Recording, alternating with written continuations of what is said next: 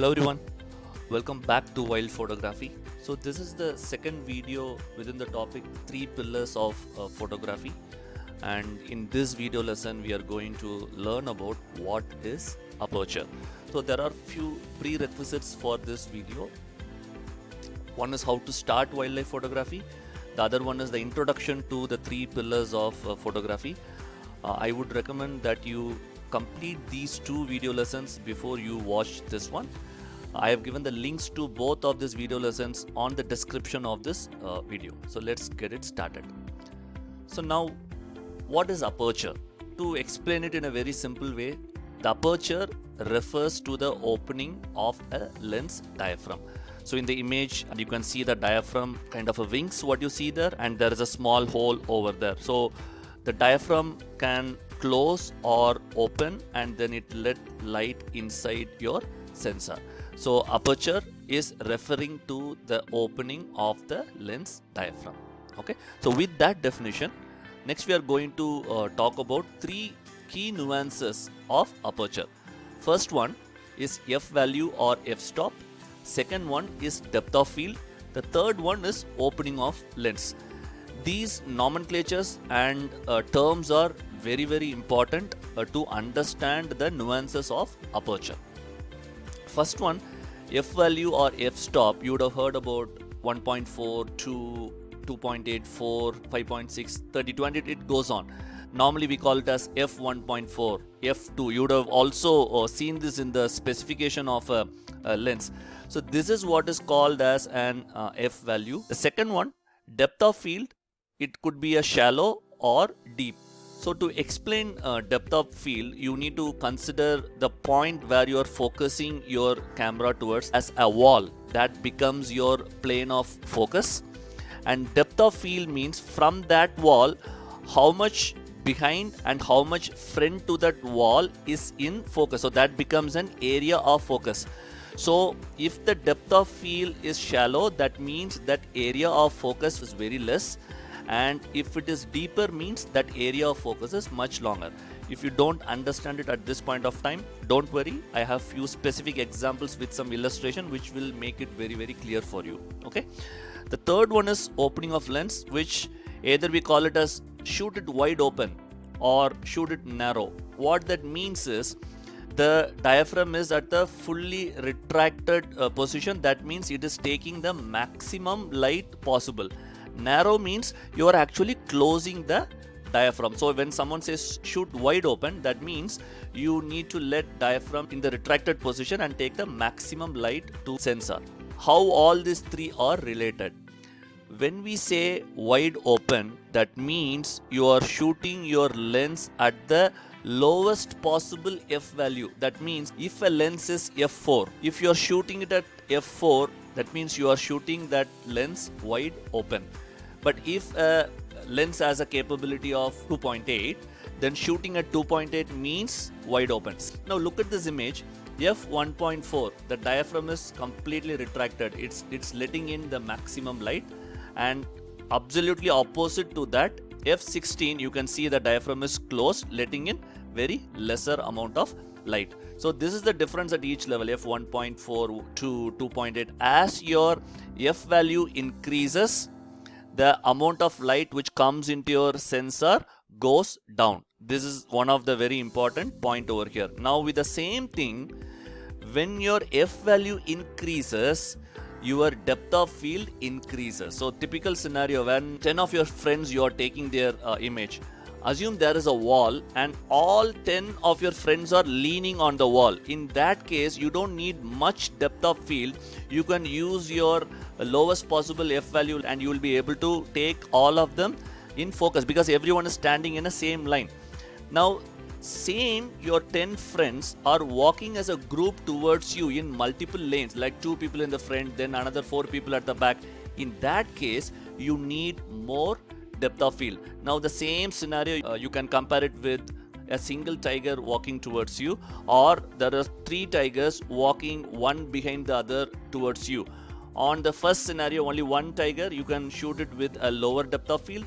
But in case of 3 tigers walking one behind another, if you want to take all 3 of them in focus, then you need to have a higher depth of field. So this is the difference. Now, as I said, if you increase your f value, your depth of field increases. And the last one, wide open. When you are shooting at the lowest possible f value, then that means you are shooting wide open.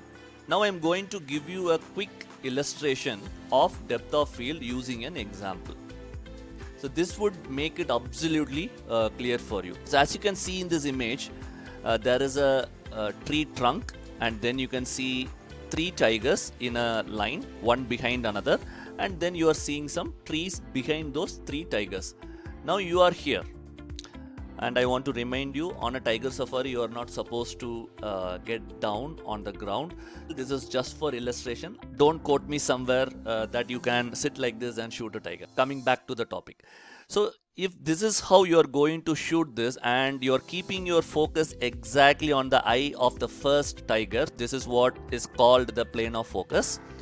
Now what happens? You are shooting at f2.8. In that case, this is the area of focus. So as I said, the blue arrow, whatever I am showing, that is your plane of focus. Since it is f2.8, I am showing the depth of field, and this gray area is actually called as area of focus. Very important thing, it will have a distribution front of your plane of focus as well as back to your plane of focus. Rest of all these areas to the front and back will be out of focus. Basically they are blurred, and those areas which are blurred, which is called the bokeh. Now the same example, now you are considering you are in the same position, the same subject, 3 tigers, a tree and a trunk. You are focusing on the same plane as well.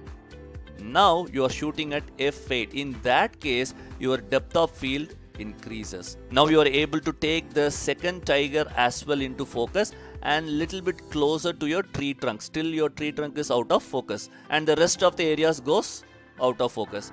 The third illustration, again the same set of subjects. You are in the same position as well, and you are focusing on the same place as well, and you are shooting at f16. In that case, you will be able to take all the 3 tigers into focus. Also in the front, you are able to take the tree trunk into the focus as well. The rest of the things goes out of focus. I'm sure it is clear to you now. Let me restate some of the key things for you. The blue arrows which I have showed you, that is the place where you're actually focusing. That is called the plane of focus. And the gray ones I am showing in f2.8, f8 and f16, those the area of focus, and also that illustrates the depth of field. And the red areas what I have shown, all those are out of focus areas. And as you can clearly see, as you increase your f number, you are increasing the depth of field. You can also intentionally play around with these things. For example, in the f16 one, your intention is to keep all the 3 tigers in focus. That is the reason you are going for f16 at the cost of light coming inside your camera. You are losing light because you are pumped up your f number to 16, but what you gained is you are keeping all the 3 tigers in focus. Now if you are keeping a composition in mind that you want only the first tiger should be in focus, rest everything should get into a nice and clean bokeh, then you should go towards f2.8. So this is how you can now play around with these settings to get the compositions what you prefer on the real case scenarios. One more important thing I want to explain you is the distance from the sensor in your camera to the point where you are actually focusing. This distance also impacts your area of focus. So the closer you are to the subject, the plane of focus will be exactly on the middle, splitting your area of focus into 50% and 50%. As you are more and more far from your plane of focus, that 50-50 ratio will get reduced in such a way that you get much lesser area in the front and more area in the back. So the key takeaways are: shooting in lowest possible f number in your lens means you are shooting wide open. Highest f number also mean you are having less light entering your sensor.